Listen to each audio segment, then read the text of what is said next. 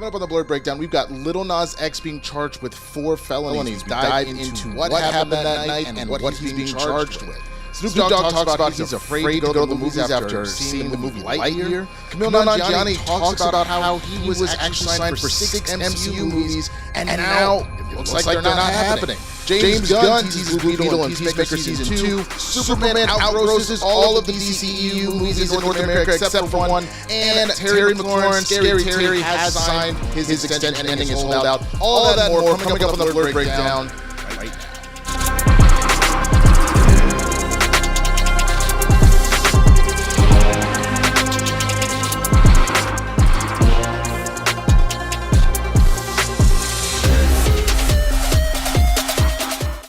What's going on, everybody? I am Winston A. Marshall, aka the Swaggy Blerd, and this is the Blerd Breakdown, the pop culture show for when you need to know, see what had happened was.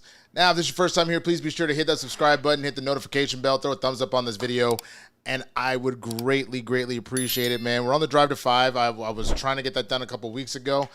As most of you know, I got pretty sick with COVID and was doing stuff very sparingly. I could make it onto, Spill the Tequila and on the Capes and Cows because I didn't have to do anything but show up. So that made it a lot easier. But when obviously it's my show, so I'm producing, I'm editing, I'm all that kind of stuff, I just did not have the energy. I was in bed most of that time. So we are back. I'm really excited. I'm going to be doing this show right now. I'm going to stream for a little bit on my Twitch afterwards, and we'll kind of talk about what's going to be going forward with this channel, what we're going to be talking about, what's been going on with some other projects that I have going on with people that you've seen me work with before, people that I'm currently working with, people I've previously worked with, all sorts of stuff. I got lots of really exciting stuff. To answer the question, I do see some people in the chat here. This is live. This is not pre-recorded. This is live. So definitely, if you're here and you want to get in the conversation, absolutely appreciate any and all super chats. Those are on, as well as the Streamlabs. If you want to get in the Streamlabs, we appreciate that too. Streamlabs.com/theswaggyblerd/tip. All of that is greatly appreciated as we go forward with the show. But with that, man, let's get into the first story. Yeah, pretty much that's it. See, there's a problem with live. My brain tried to do 2 things at once, and absolutely ridiculous. I'm not Travis Kelce out here. Okay, so for those that did not hear, Lil Nas X was arrested last week and is now facing 4 felony charges and has pleaded not guilty with a bail set at $75,000. Lil Nas X pleaded not guilty to 4 felony charges against him, and now he knows what it's going to cost to post bail. Nas waived his arraignment and entered a not guilty plea Monday, and a judge set his bail at $75K with some drug-related conditions. Assuming the Old Town Road rapper makes bail, he's been ordered not to own, use, or process illegal narcotics. Nas would also have to enroll in an outpatient program. It's interesting because the police, when police arrested Nas, cops initially thought that he might be high on drugs. They took him to a hospital and later transferred him to jail. TMZ broke the story. Nas is facing years in prison after the LA County District Attorney charged him with 4 felonies, including battery with injury on a police officer.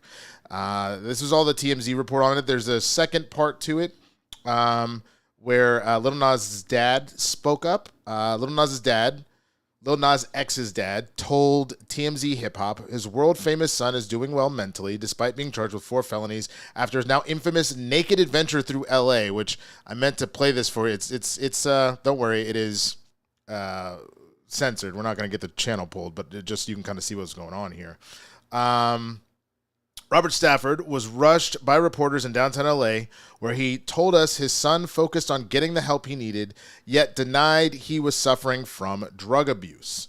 As you know, Lil Nas X was taken to the hospital of a suspected OD, but was eventually transported to the Van Nuys jail after officers said he injured 3 of them while dressed in absolutely nothing.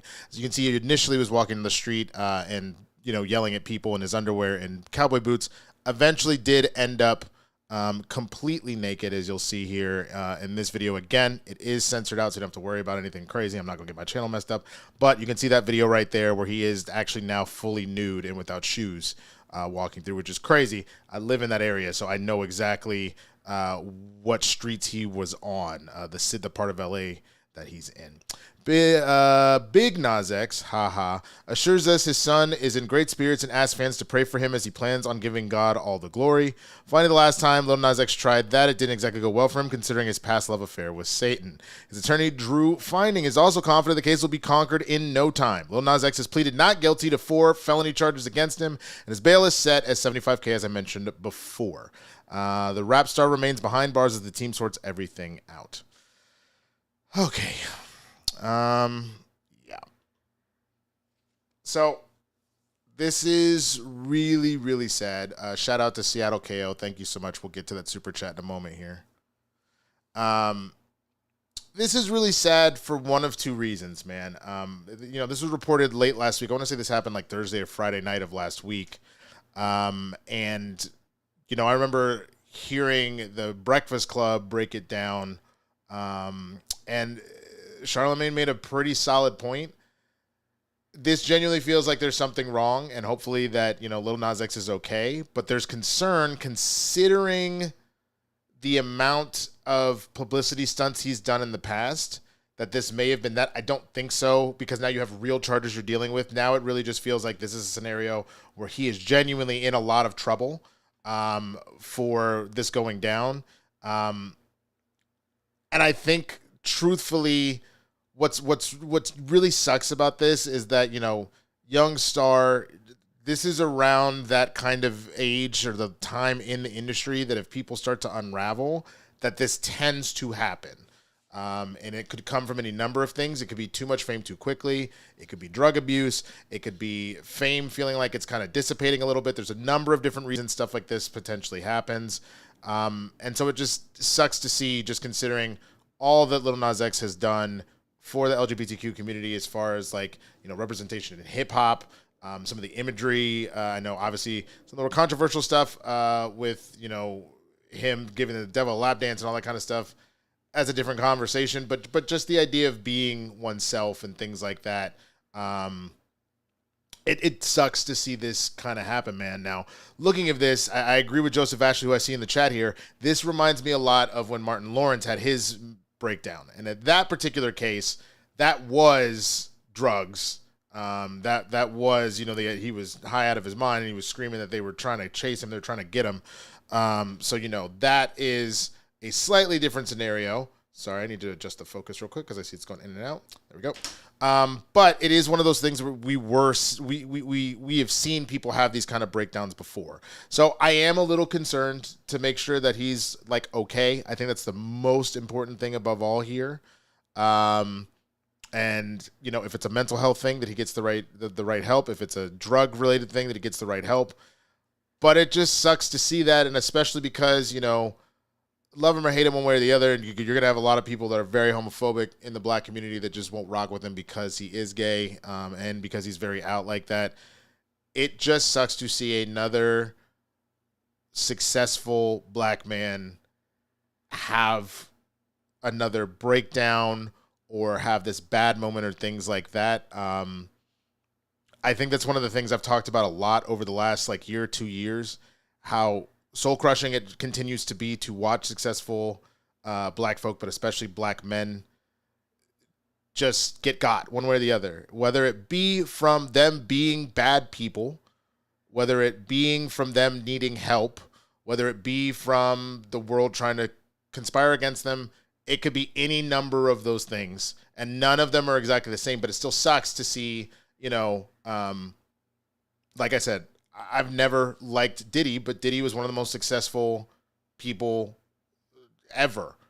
And to be a black man to come from nothing and to make that work out, it sucks to then find out all the stuff. Obviously, the charges played out how they played out in court and whatnot, but it's out there now. It is what it is, all the stuff he was doing. And at the bare minimum, obviously the abuse he put Cassie and many others through, which was presented as proof and everything else like that.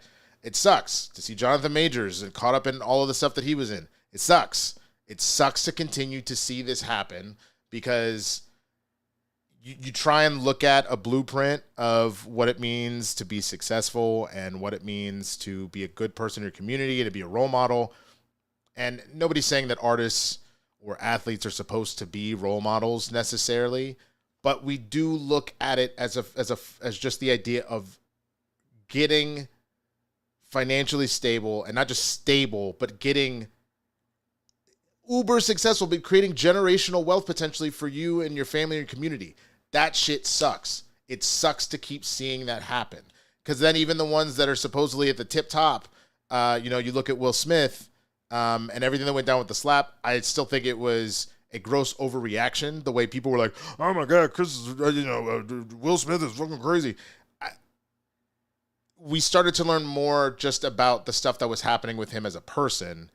And that's, you know what I'm saying? Like, it's not just tied to just the slap.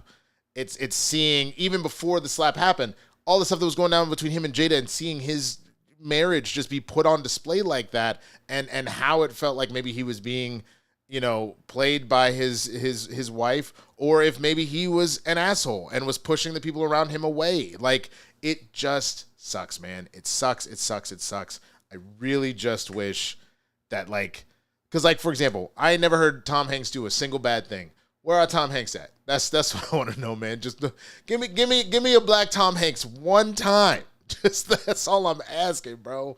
But all that being said, let me know what you think about all the stuff I just talked about. What you think is going on with Lil Nas X. Let me know in the comments. Let me know in the super chats and the Streamlabs, all that good stuff, man, as we go on to our next story.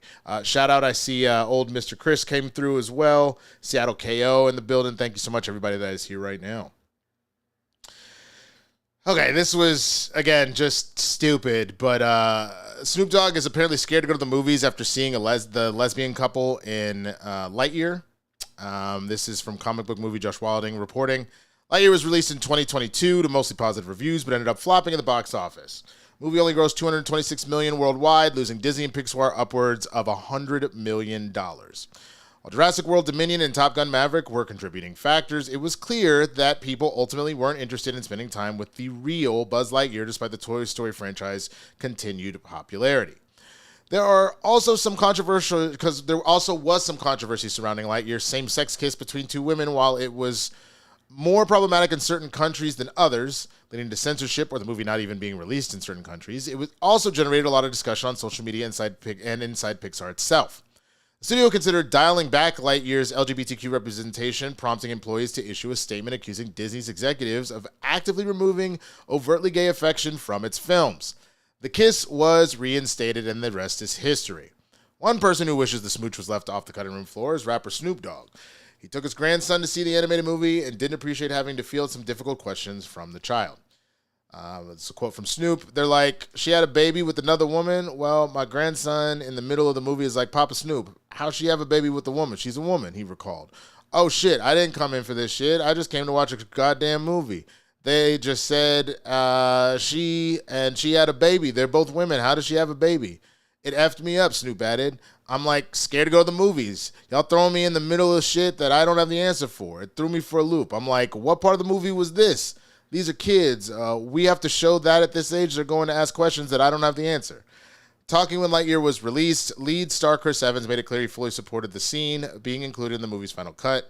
I mean, it's great. As great as it is, I've been asked the question a few times. It's nice, it's wonderful, and it makes me happy. It's tough not to be a little frustrated that it even has to be a topic of discussion, that it is this kind of news. The goal is that we can get to a point where it is the norm and that this doesn't have to be some uncharted waters. That eventually, this is just the way it is. The representation across the board is how we make films. Look, it's an honor to be a part of something that is taking those steps, but the goal is to look back on this time and be shocked that it took us this long to get there. All right. Again, I'm not going to play the full video here. If you want to see it yourself, you can easily do a quick search on Twitter or Google and see the clip out. It was from a show called It's Giving, a podcast called It's Giving that he was on. And, here's the part, man, that's just frustrating, but I think there's just a reminder here that we got to remember who Snoop is, where Snoop's from, and how old he is. What's super frustrating about this is for anybody that actually saw Lightyear, it is so the most non-anything of a kiss at all. It's the way that, if you were going to say goodbye to your significant other on the way out the door, oh, bye, honey, and that's it. It's the same thing where, in this case, Buzz is looking in, sees his longtime, partner on his squad, see their partner, their romantic partner, and give him a smooch before going into a room. That's it. It is the most minor thing in the entire world. And this idea that you can't just easily be like, grandson, I don't know specifically about that, but that's it. The two of them are in love, and that's it. Just the same way that you see me kiss your grandma, things like that. It's just a smooch. That's it. There are ways. I get if you feel like you're going to be caught off guard about any sort of question to a child about sexuality, death, whatever, but it's not that big of a deal, and you're actually making it a bigger deal both for everybody, but especially for that kid. If you had just said something just as simple as, "Don't matter, grandson, they are a couple, they're in love," that's it. The same way you see everybody else. That is literally it. It's really stupid to me. Now, again, we need a reminder of, even though we like to joke about, Uncle Snoop and like blah, blah, blah, and he's doing this, that, and the other, we got to remember where Snoop's from, how he has been his entire life. This is not surprising at all. As quote unquote, like more awakened he is, we've seen him cozy up to Trump and things like that. We've seen him do all sorts of stuff that's just like, all right, bet. So am I disappointed and annoyed that Snoop said this? Yeah, but I think it's the same way that like you call it out, but we know we all got that uncle, that auntie, that grandpa that you're just like, okay. Hell, and in some cases you might even have just straight up cousins or friends that are like that way, and depending on how you do stuff, I personally would be like, hey, why are you acting like a fucking idiot? That's how I would be, but everybody's gonna be a little bit different on it. This sucks to me. I hate that we have to like Chris Evans says, it shouldn't be that big of a deal. And I pray at this point that we get to a spot where we look back on this time and go, damn, genuinely what took us that long? You know what I'm saying? Like, I wasn't going to cover this story, but just like very briefly, the fact that the dildos that kept getting thrown out during the WNBA games, I really appreciate that there was actually a group, because it was some shitty meme coin that was doing it to try and raise awareness for their coin. And they were all, they were like, oh, we weren't trying to be misogynistic. We weren't trying to whatever. Like, you just have to make noise. You just got to whatever. And then people like bullshit. It was some misogynistic bullshit in order to try and make your meme coin go up and try and like scam money out of people. What I appreciate is that apparently a number of entities tied to the WNBA, not the WNBA directly, but they actually made a vibrating ring. So like it looks like a chimp. Let me see if I can actually pull the I'll pull the photo for you guys so you can see it, because I just thought this was super cool that they did this. All right, hold on 1 second. Gotta pull this. There we go. So by Damon Stereo, the creative took this. They made a championship ring out of championship ring / vibrator, and so it's this was to directly slam that meme coin, and the funds raised from this vibrator actually go to the Angel C. Reese Foundation. While reclaiming the narrative from the crypto trolls, specifically the Angel C. Reese Foundation is focused on dealing with online bullying. So I thought that was a cool way to take some bullshit and put it on its head. You know what I'm saying? So again, I really wish that we didn't have to keep rehashing the same shit, that we could just let people live their lives. And again, when I look at like the thing with Lightyear, it wasn't some graphic sex scene or anything like that. It wasn't even a makeout. It was just a mwah, and that's it. I don't understand why it needed to be that big of a deal. But again, let me know what you think in the comments. Let me know what you're thinking about all of this kind of stuff, man. And let's go on to the next story. Now, this one was kind of wild to me. I heard about this weekend, but I was, I was doing my show. A lot of I was in a Shakespeare play this past week. So I didn't really get a chance to talk about this in a lot of other places. But Kumail Nanjiani apparently signed on for 6 Marvel movies before Eternals. And he said, I thought this was going to be my job for the next 10 years, but none of that happened. So this is Andrew McGowan from Variety. Kumail Nanjiani says that he signed on for 6 Marvel movies when he was cast as the superhero Kingo in Marvel Studios' Eternals, but that the film's critical and commercial disappointment shattered him and led him to seek out therapy. The topic came up in Nanjiani's appearance on fellow stand-up comedian Mike Birbiglia's Work It Out podcast. Nanjiani revealed that his Marvel experience is a key subject in his new stand-up special releasing on Hulu later this year. I talked about how I was in this big movie. It came out right after COVID, so I had a year and a half at home to be like, oh, when this comes out, man, Nanjiani shared. But then it came out and it got really bad reviews, and it didn't do that well. It shattered me too much. That's when I was like, oh, I need to go to therapy to figure this out. Nanjiani confirmed that the project was the Eternals, explaining that he thought he would be much more involved in the MCU. I was like, oh, this is going to be my job for the next 10 years, he continued. I signed on for 6 movies. I signed on for a video game. I signed on for a theme park ride. They make you sign up for all this stuff, and you're like, this is going to be the next 10 years of my life, so I'll be doing Marvel movies every year, and in between, I'll do my own little things, whatever I want to do. And then none of that happened. Eternals released in November of 21 and was the worst reviewed Marvel Cinematic Universe entry up to that point. It grossed $402 million globally, which was seen as a theatrical disappointment for a $200 million budgeted franchise entry from a blockbuster banner like Marvel. Since then, Nanjiani's Kingo and his fellow Eternals heroes haven't been featured in another live-action Marvel project.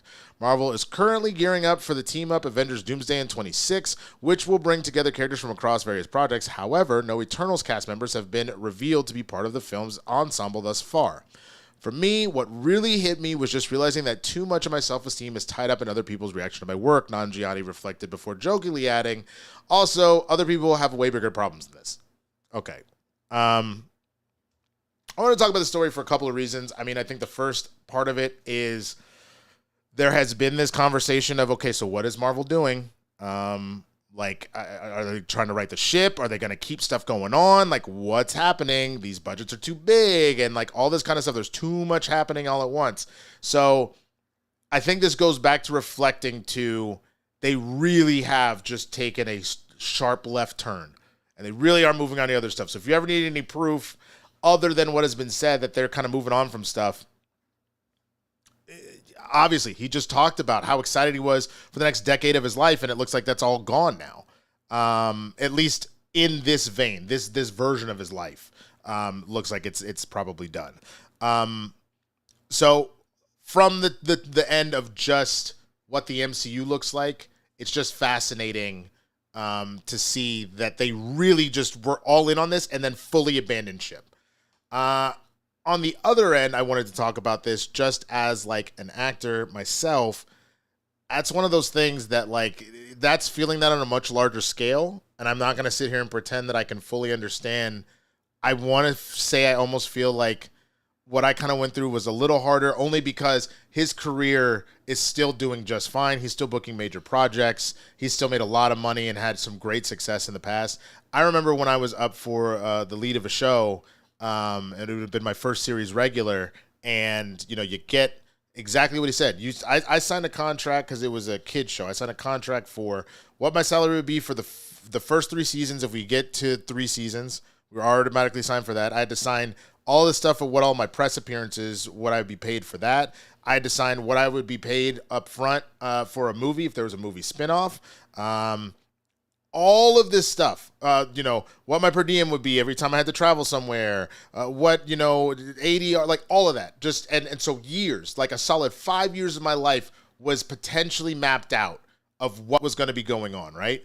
And it just, you start imagining, you start thinking about, holy shit, how does my life change now? What do I do next? Like all that kind of stuff. At the bare minimum, at least he got the first movie, you know what I mean? And like I said, he has had success in this industry outside of this, so he'll be doing just fine. But it is still soul-crushing to have your dreams feel like they're there and you're signing all this paperwork for it to just not, to evaporate, to fully evaporate, man. And so I wanted to talk about it just from a standpoint of, like, I think the thing that becomes really important is to remember that just because, they say just because a door closes, like a window opens, that kind of scenario, just because this path is blocked doesn't mean you won't find another one. So, I obviously, my heart out to him, man, and my empathy there for it, but bro, you'll do just fine. I'm very curious now because I know it's been teased a couple times. He was at the Peacemaker premiere about whether or not he actually will be Booster Gold. I know that a lot of people were just being asses about not wanting him to do it. I can understand in the sense of there are some people that look more closely to the character who I think could also make it happen acting wise. But beyond that, even if there were people that have the talent and the look to do it, if he went in that audition and he smashed that, I want the best actor for the job in this case. And I think Kumail could be incredible as Booster Gold personally. Especially after what we saw from him as Kingle. He kind of has that idea of like, oh, I'm trying to be like a big shot type shit. I think it would be really, really funny to see him do it. But we got to wait and see what ultimately ends up happening. You let me know what you're thinking, man. Do you not really give a shit because like you didn't like Eternals, or did you like Eternals and you feel kind of bad for that kind of scenario? Are you interested in really the new direction that Marvel is going? And do you have any sort of stories of a job that you thought you were gonna get locked up, or a relationship or something like that, and then things went sideways? Let me know in the comments, man. Give me your stories. Give me your thoughts. I want to know it all. And let's go on to the next one. James Gunn has hinted at Blue Beetle being in Peacemaker Season 2. Now, this is also a comic book movie. This is Mark Julian writing on this one, man. Could Blue Beetle make a guest appearance in Peacemaker Season 2? James Gunn seems to have cryptically confirmed that the scarab-wielding hero will appear at some point on the show, but doesn't specify what season. Speaking to IMDb via the site's Instagram, the interviewer mentioned that they were a big Blue Beetle fan and that they were hopeful to see the character show up in future episodes of the show. Gunn interestingly replied, well, I won't say you're not in luck. And then the thing that IMDb put up, they had like a little montage to Blue Beetle there. The wiggle room that Gunn has here is that he didn't say which season the character would appear, and he didn't specify which Blue Beetle. If you recall, the Blue Beetle film confirms that Ted Kord once held the mantle of Blue Beetle and served as the head of Kord Industries before vanishing under mysterious circumstances. His fate is teased in the mid-credit scene of where a pre-recorded message surfaces through his old computer system. In it, Kord reveals that he's still alive and urges that someone contact his daughter. This reveal has fueled a leading fan theory that Kord became stranded in an alternate dimension following a failed experiment.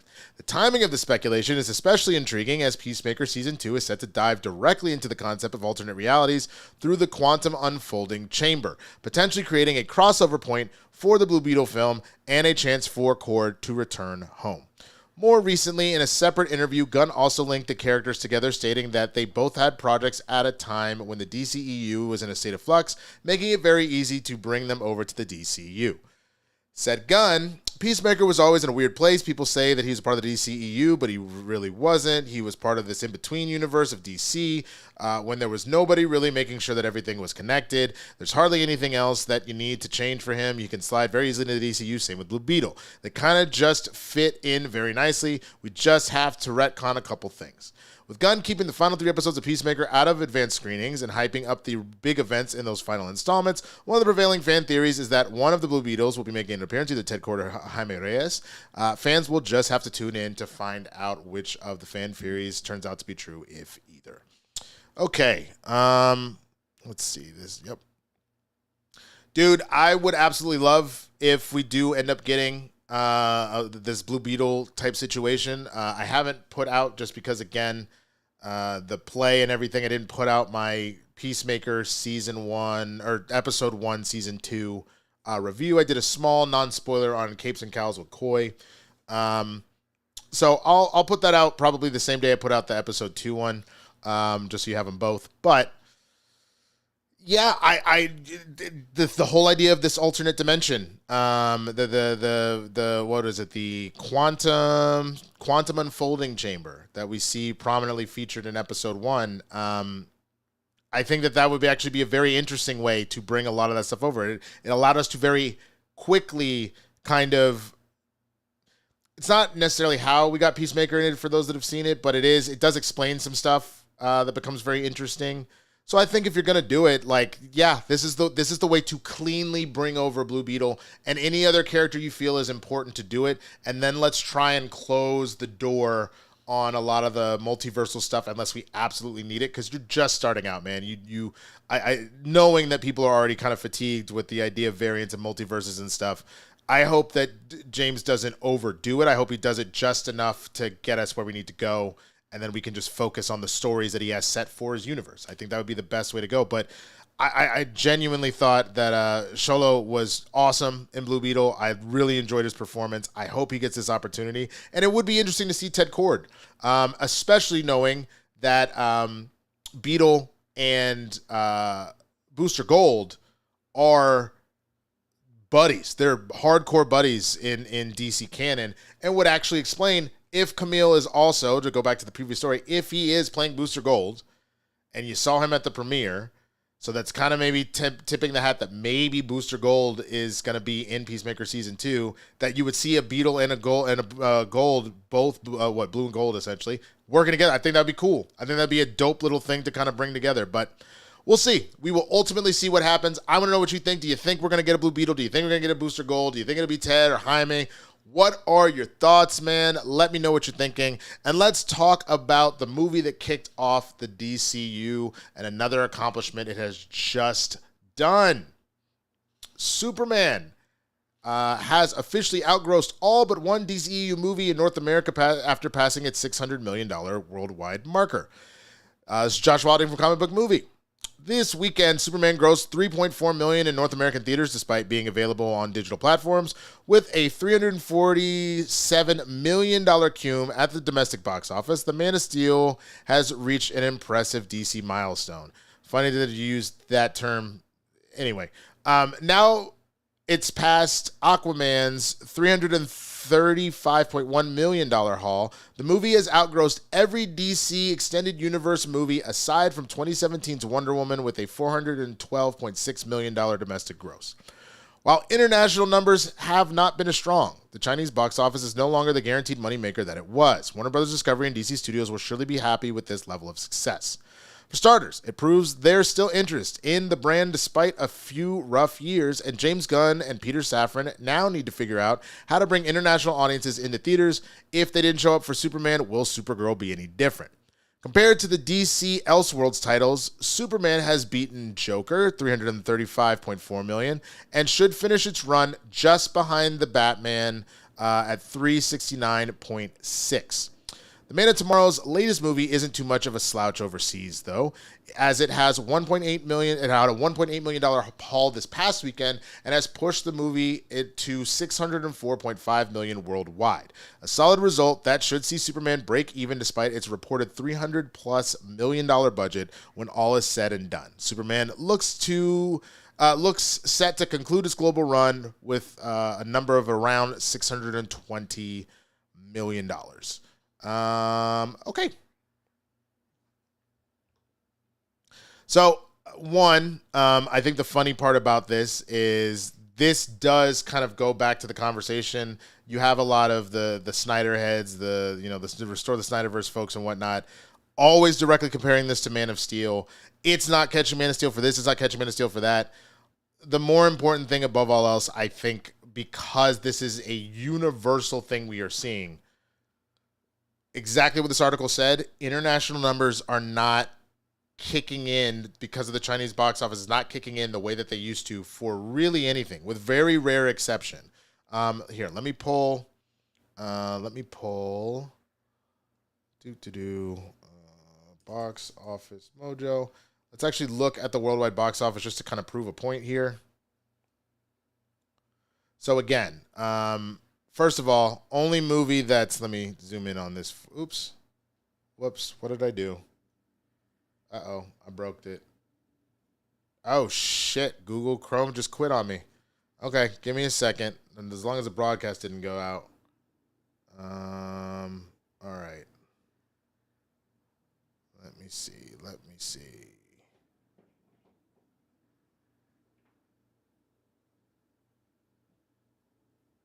Okay.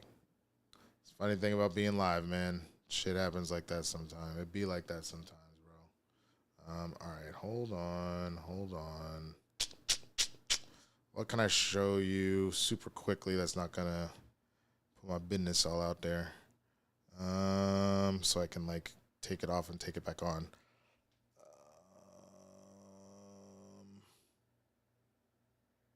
Sure, that should work, because that's just the file. Oh, it's just not going to work? There we go. All right, I don't think we can see this, though. There we go. All right, so you can see here. This is what I wanted to kind of show out. So first of all, just looking at a lot of the foreign numbers on stuff. Worldwide, the only one that's come close to 2 billion, Niza, obviously. Lilo and Stitch crossed 1 billion. Minecraft movie got super close. We've talked about this a bunch and a bunch of other stuff, right? If you look here on a lot of these American movies, these ones are all doing relatively fine, right? So Lilo and Stitch obviously did gangbusters. Minecraft did pretty damn well. And Jurassic Rebirth did better, for sure. But this is where you're starting to see it. Typically, you would see domestic would be good. Foreign and international would far surpass it. This is where you're starting to see already it's kind of a little bit at the even marker or a little under. This just because, like, obviously F1 did fine here, but then I guess the name of Brad Pitt did, like, big numbers. Same thing. Mission Impossible did fine here, not that great, but those numbers there. But then you start getting to what Fantastic Four didn't do great internationally, Brave New World, Thunderbolts, Sinners. You know, we've talked about this. Bloodlines did about the same. Snow White did better out there and whatnot, but you just see, like, a lot of these movies with these names. So these superhero films, Mission Impossible, you would be seeing 700-800. And that would, you know, or something crazy like that, which would really kind of elevate you to this level. Something in this range. But it's just not popping off like that. Things are just shifted. So I think especially when you consider that, you know, sentiments not just on American movies, but on America as a whole right now aren't necessarily great in a lot of places. A lot of people aren't just, like, sitting down to go watch, you know, our stuff. They're just not. It's just not hitting the way that it used to. And just to show you, let me bring it back, just to show that, like, I'm not just blowing smoke out my ass. Let me show you just some comparative stuff in, like, 2019 when shit was popping. We didn't even cross 1 billion for Endgame out here. It did 1.94 internationally. The Lion King barely got over half a billy. Did 1.1 billy. Frozen 2 barely got under half a billy. Did damn near 1 billion itself. So that's what I'm saying. The numbers international is why those box offices would be stupid crazy. It's part of the reason why, like, again, you got so many damn Fast and Furious movies, because you did almost 600 with Hobbs and Shaw, where it only did 173 here. You know what I'm saying? Like, that's what I mean by that, by not that missing that international cume definitely affects it one way or the other. So all that being said, Superman is definitely a hit. It did good work. Obviously, would they have loved to see 1 billion? Who doesn't want to see $1 billion? But it did what it was supposed to do, man. So I am happy to see that. Means that we're off to a strong start. Let me know what you think in the comments, man. Are you rocking with the new Superman? I've asked that a couple times on a bunch of different videos. You let me know what you're thinking and what you think about this draw. And let's go to our last story. Then we'll get to the Super Chats and the Streamlabs and all that. Again, if you would like to get a question in, you'd like to make your voice heard, throw in a Super Chat or go to streamlabs.com/theswaggyblerd/tip. Any of those ways are totally fine. All right. So this last story. Commanders wide receiver Scary Terry McLaurin has officially signed a deal worth $96 million over 3 years. The Commanders wide receiver Terry McLaurin reached a deal with the team Monday on a 3-year contract extension worth $96 million that will end his holdout and get him in uniform for the regular season opener against the Giants. McLaurin receives a $30 million signing bonus in the deal, sources told ESPN. McLaurin and the Commanders' front office had been at odds over his value since talks began early this offseason. By getting the deal done now, the Commanders will retain their most consistent offensive player since he has arrived as a third-round pick in 2019. McLaurin, coming off his second Pro Bowl appearance, has surpassed 1,000 yards for 5 consecutive seasons. He had hoped that would result in a speedy extension, but that did not come, and McLaurin expressed deep frustration during a 30-minute news conference July 15th. He did not report to camp a week later and then was fined for missing the first 4 days, a total of $200,000. He's already been fined $104,000 for missing the mandatory 3-day minicamp in June. But after reporting, McLaurin was placed on the physically unable to perform list with an ankle injury the team said had occurred late in the season. He was able to participate in voluntary workouts in the spring before skipping the OTA practice and minicamp, then was activated from the PUP list on August 16th. He had originally requested a trade on the 31st of July, but that was not something Washington even considered. According to multiple reports and league sources, the name most mentioned as a guide for McLaurin's distresses was the Steelers receiver DK Metcalf. After trading for him this offseason, the Steelers gave Metcalf a 4-year deal worth $33 million per year with $60 million guaranteed. Now, the main thing that the Commanders were concerned about was that he turned 31 when the extension begins, an age where receivers typically start to decline. The Commanders are a team that places a strong emphasis on analytics. Among the top 24 active receivers with the most guaranteed money, only one, Miami Dolphins' Tyreek Hill, was 30 or older upon signing. They also wanted to avoid a precedent of what it saw as overpaying to retain a player, according to team sources, because it has several key players up for costly extensions, including tackle Laramie Tunsil, linebacker Frankie Lavu, and potentially corner Marshawn Lattimore and receiver Deebo Samuel. But by retaining him this season, the Commanders give quarterback Jaden Daniels his favorite target when the season begins. 2 players developed a strong rapport last season. Daniels had a total QBR of 90.6 out of 100 when targeting McLaurin. Of his 12 passes that gained 30 or more plus yards by wideouts, 6 of them were McLaurin. All right. I say all that to say I brought that story up for a couple of reasons. I mean, 1, as a Cowboys fan, I'm going to feel some type of way about everybody in the division. 2, as a fantasy football player, man, I was a little nervous there. I was kind of backed into a corner to grabbing Terry McLaurin. And I say that only because I didn't know how this contract was going to play out. So my concern was I was going to end up wasting a pretty high pick on him, and then maybe he holds out the way like Le'Veon Bell did. Or he gets traded to a team that doesn't know how to use him properly or things like that. I was very concerned. This is really good for anybody that's a fantasy football fan and you got Scary Terry on your team to be able to get back to work here. I didn't go into any of the other stories around the NFL, including Shiloh Sanders getting cut from the Buccaneers after clearly being antagonized. When you watch that video, it's ridiculous that Bills tight end was clearly being a piece of shit, and the ref just kind of let the shit go. They both should have been penalized, but sucks that he got cut. I feel like there's a whole other conversation to have, and maybe we'll talk about it on Blerds in the Hood, which is going to be happening this Thursday, about it feels like maybe the league is trying to send a message to the Sanders family one way or the other. I didn't talk about that. Didn't talk about both the Sanders brothers. I guess those are the main other stories, but that was just because I felt like it needed a longer thing. But I think this is good for Washington. I don't think that they're going to make it back to the NFC Championship game, not because I'm a hater, just because I think there's a lot of competition there. But I think that they will at least win a playoff game.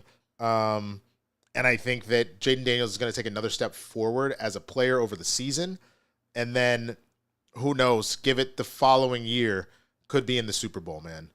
Because by that point, the Eagles will still be the Eagles, but you'll see a little bit of a decline because this is a much younger team. That's an older team. Who knows if Saquon is going to stay at the same clip. I do not believe that he's going to have another 2,000-yard season. I think that he will still cross 1,000. It'll be a 1,000-yard rusher, no problem. But I think there's a lot of contenders that might take that rushing title from him. I think the Washington Commanders just need to gain a little bit more experience this year, and then they could really make some crazy moves the year after that. I don't expect the Cowboys to do shit. I'm in the middle of I'm wrapping up the Cowboys documentary on Netflix, which is fucking fantastic. I need to do probably a review of that entire series because it is so good. And it actually explains a lot of the behavior that Jerry is showing now. The problem is you ain't young no more, dude. You in your late 80s, early 90s, you don't got the sauce like that, bro. And acting like you're the still same young dude from before is kind of nuts to me, because the world has evolved. Even if you've been successful, the world has evolved, and you're not serious about winning, in my opinion. But all that being said, man, let me know what you're thinking. I did want to get to the Streamlabs and Super Chats. Give me 1 second to bring them up, because I actually see that question from Seattle KO, I believe, was actually on now that football's starting. So that actually is a good kind of transition. So let me pull this up really quick. Yep,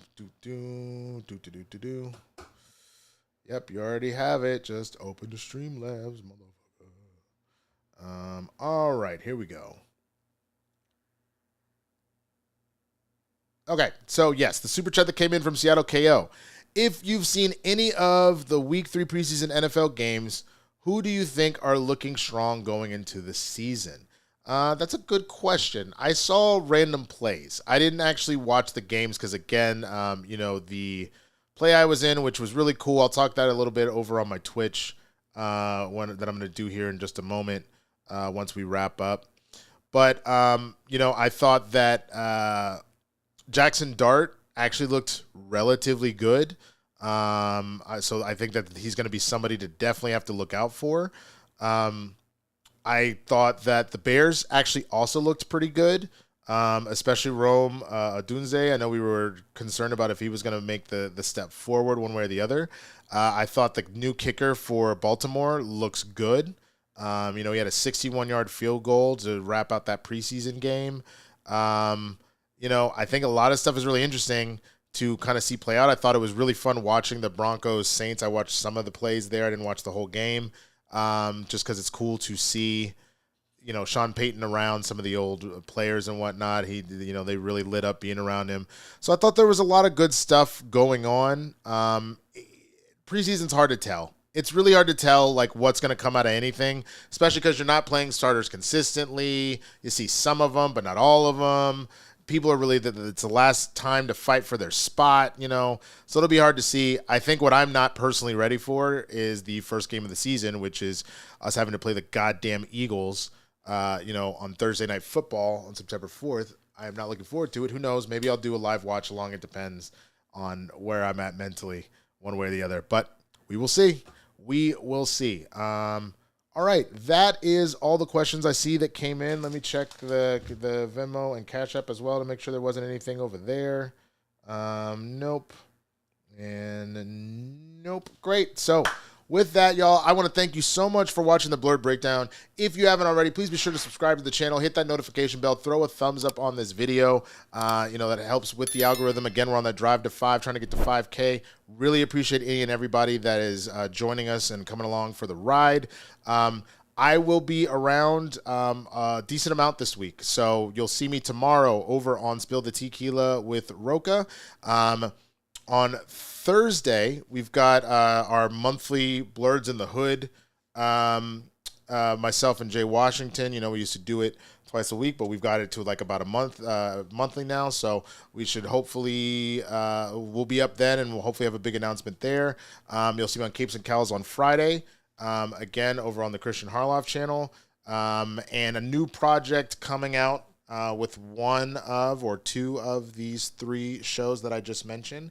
I can't tell you until I can, but I'll let you guess what's going on with all of that. And then finally over here, man, the plan is to do Blerd Breakdown on Mondays. Any trailer stuff that tends to happen on Tuesday afternoons and things like that, you'll get some of that. You'll have my Peacemaker reviews when those come out. I believe those episodes are on Wednesday, so you'll get those Wednesday night. As soon as I finish watching the episode, I'll throw that up there. And then we have talked about me doing movie reactions and stuff like that.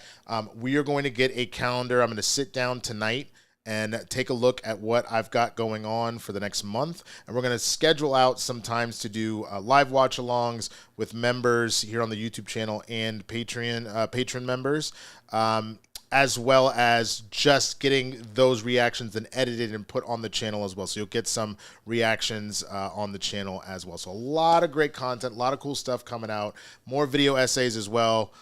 So keep jacked in, man. Follow me on all the socials. I will let you know when stuff is going on. But with that, I'm going to get up out of here. Come and find me over on my Twitch. I will be over there at about 7:30. So in about 45-ish minutes, I will be over on my Twitch, twitch.tv/theswaggyblerd.